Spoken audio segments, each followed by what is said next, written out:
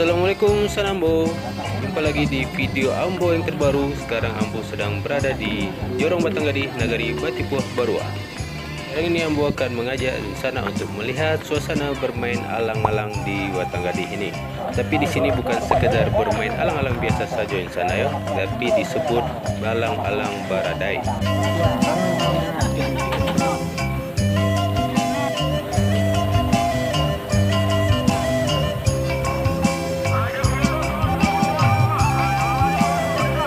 Kegiatan alang-alang baradai ini adalah merupakan upaya dari anak nagari untuk menghidupkan kembali permainan tradisional di sini, yang sekarang sudah rutin diadakan tiap minggunya.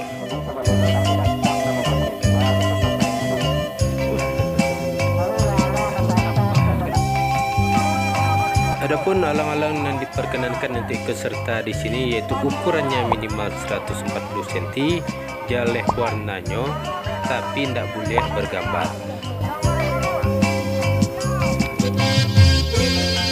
Sedangkan untuk penilaiannya sendiri yang dilihat adalah nan panjang, nan tinggi, nan duri, dan nan sampai ke batai. Kalau Insana ingin tahu lebih banyak lagi tentang alang-alang baradai, silakan kunjungi dan follow akun Instagram Batanggadi Official.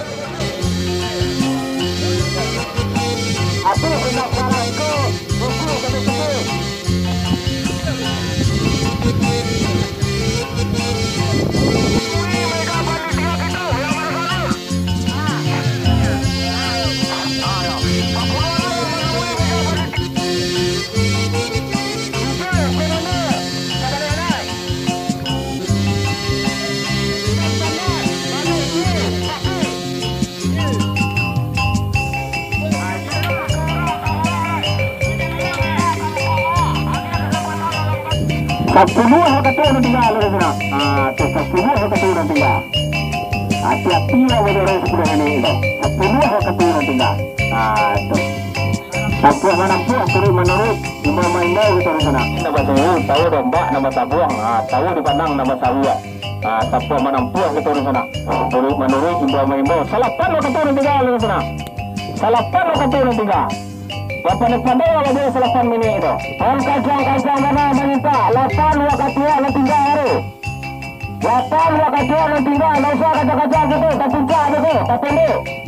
Nggak usah gitu kacang-kacang lo meminta.